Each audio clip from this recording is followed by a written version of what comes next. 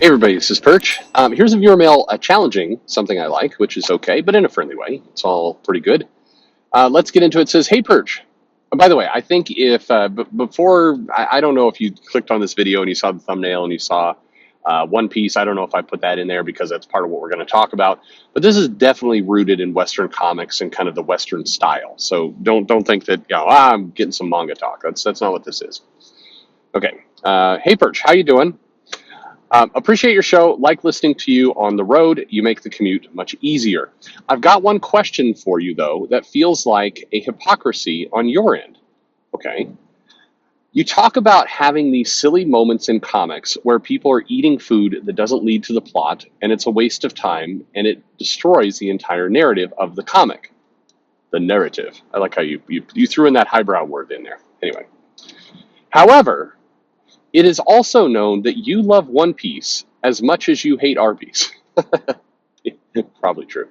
Um, I got into One Piece, and I have to say I really enjoyed the series, but I'd be crazy if I didn't admit that a lot of that show, I'll read the manga. Come on, poser. Read the manga. Don't just watch this show. A lot of that show involves characters eating. In fact, one of the characters on the ship is a cook, one of the main characters. I don't understand how you can say that there's too much food in Western comics, and yet one of your favorite comics or manga is One Piece that often is all about food. Please explain. Okay. The red herring in this question, by the way, to answer your question simply, is it's not about the food. The food is kind of that's the frosting on the cake. That is not actually the point of any of it. But to lay it out, so manga, obviously, One Piece is a long running series, just a tremendous accomplishment, made tons of money around the world, over 1,000 chapters, and a sprawling epic. People said I don't have anything to read, I'm tired, I'm out. Western comics, I'm just going to back issues. Try One Piece. For one thing, you're giving yourself a nice 5 year commitment of time. I mean, just there's so much to read. And it is a good bridge into manga. It doesn't have too much of the very heavy elements sometimes drive people away. It feels lighthearted at first, which is what I think a lot of people get mistaken by. They think that it's kind of kid stuff, but then very quickly characters get murdered, and you got Nami is eating the titty fruit, and all kinds of things are going on that make it certainly appropriate for a more adult audience. Um, but it's a great series. And what's great about One Piece, what's lousy about One Piece, I'll put that out first, is that it recaps and goes back a lot. And if you watch the anime, it's much more egregious than the manga of just constantly recaps and other things. There's a lot of flashbacks. However, the story, and this is the crux of it. One Piece does a tremendous job of building to big moments, of laying out these fights, and sometimes you know where they're going to go. I mean, that's the big myth of the superhero genre in general.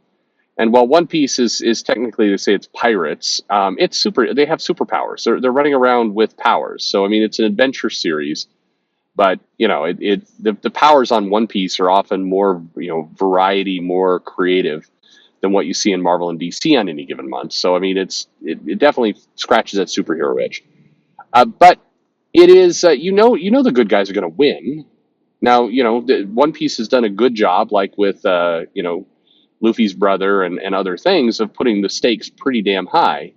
So you don't always feel that everybody is safe, but it is a pretty damn good series. It is and it builds on tension.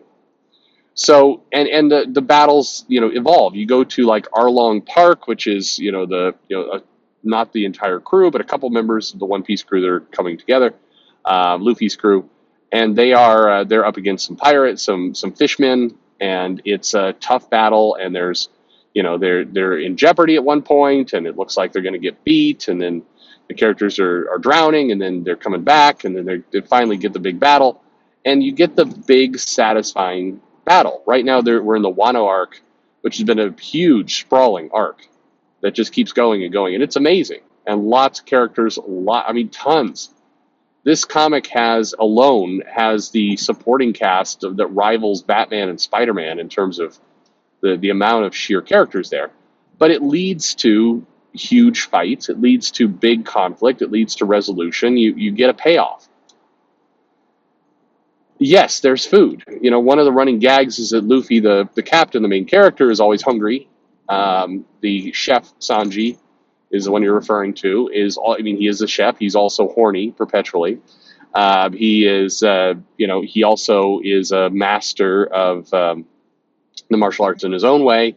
He has got a family and a backstory and all the rest of this stuff, and he's a badass too. And so you have, but so yes, there's food. They're making food. They're cooking food. There is food in the manga, and they're eating food. And they're catching food. And Luffy's like trying to catch whales and eat it. And they come across like some new island with some new amazing creature, and Luffy's like, I'm going to eat that. And so you definitely have that dynamic, but it doesn't replace the big arcs. It doesn't replace the action. It doesn't replace the tension. And there's a style that kind of developed in Western comics, I think, where it's subverting expectations again. It's that you think we're going to give you a big battle, but instead, what we're going to do is they're going to start to fight, but then the main character and the bad guy is going to be like, I like donuts. I like donuts too. Why don't we have donuts instead of fight? And then they eat donuts, and they're like, you're dumb. You like powdered donuts to chocolate donuts. Well, you like sprinkled donuts. And that's the conclusion. And if you think I'm exaggerating, look at some of the fights in a lot of the current comics. So when I say it doesn't all have to be about a battle. But I'll use another one because he used to be on the show. We need to do live streams. I'd love to talk to Jeff Thorne again. It's been 9 months? It's been forever. I miss Jeff immensely. He's a funny guy, good guy. Definitely cares about comics. I know people are fussy about his Twitter, and I'm not hand waving that away, but you listen to that guy, go back and listen to interviews. Here's a guy who damn well likes comics. And one thing, his arc was, I don't want to say polarizing, that's too big a word, but some people liked it, some people did not. Some people felt like DC baited it. They said, well, they said they were going to give us a Jon Stewart story, they gave us a Joe Mueller story. Fine, all those things aside.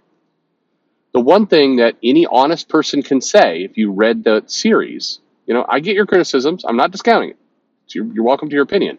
But the one thing that is true in that series is that it had a classic build to conflict. You had an inciting moment. You had some battles. You had some skirmishes. You had this buildup of tension, and then you had a huge, big bang at the end. You had a couple of issues that dealt with this major conflict. You didn't subvert expectations by getting to the end of that arc, and Jon Stewart's like, hey, we don't need to fight anymore. I got these green powers, and we're all just gonna chill out, and it's going to go back to the way it was. And next time, be nicer to your dad, because this is really just a parental struggle when all is said and done. Let's have some food. You didn't have that. Whereas, I'm serious. You look day in and day out at a lot of the comics that are being published monthly, and they do end that way. They end soft. In fact, in many cases, the battle or the big conflict feels like an annoyance to the writer and to the character in the comic. They do everything they can to get out of it, to dismiss it, to make jokes during it. I think we're seeing a lot of different factors come in and combine to create what we have now. You see the quip era, the Joss Whedon kind of let's make a funny kind of stuff coming in, so the characters are not taking anything seriously. And then you see the factor of, maybe if we're portraying villains too seriously, that's going to be a problem. So let's not make the villains too threatening. Or, if we're going to have villains, we at least need to make sure that everybody understands that, there's a group of like picketing white supremacists on the other side of town. And we need Dr. Doom at some point to say, I'm a genocidal maniac who murders people and makes deals with demons. But those people are much worse. Like, there's a desire to do stuff like that to make it feel funny, to make it feel light. But the combination of all those events means the big conflict. The thing that goes on One Piece, why I do like it, is arc after arc.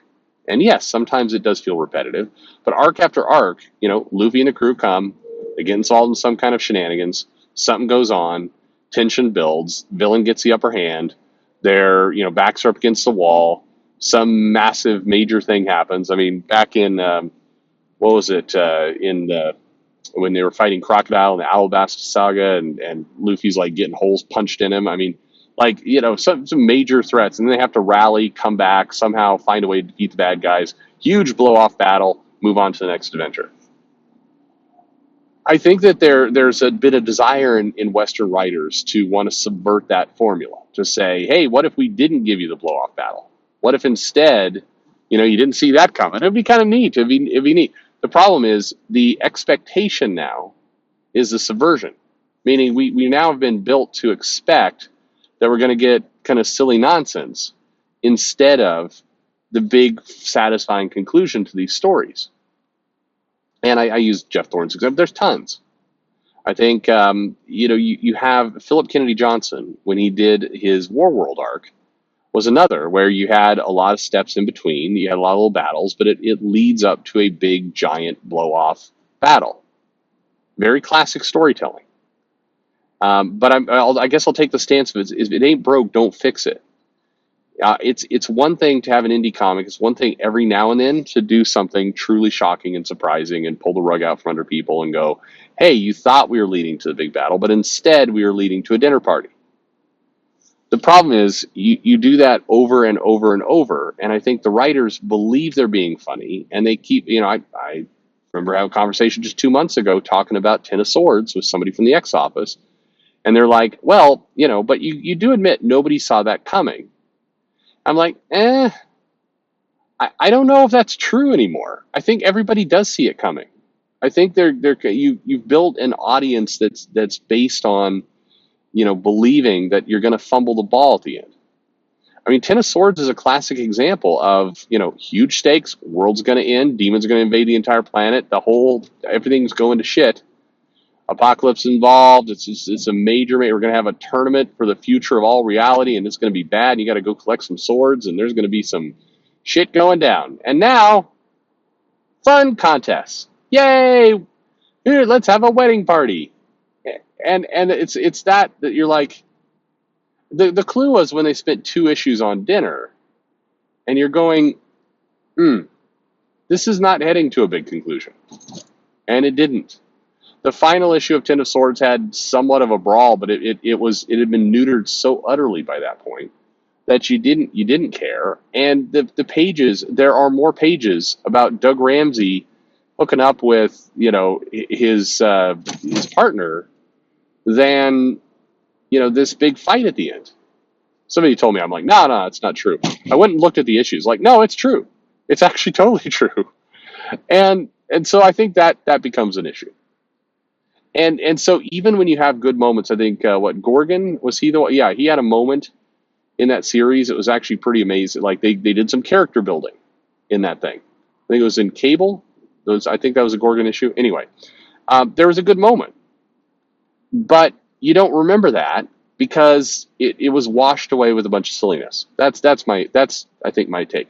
So again, I think the food is a red herring. The food is, you can certainly have food in an action comic. You can have characters eat and everything else. Is the food being used as, part of the character development, part of the joke, or is the food being used as, a way to subvert the plot? Is it the punchline? To me, in One Piece, food is often a personality trait in some of the characters. It's not the punchline to the adventure. And I think that's the major difference. So hopefully that clears it up. I don't know. Does that clear it up? Still hypocritical? I don't know. You tell me. Anyway, thank you very much for the mail. Let me know your thoughts in the comments below. And thanks for listening.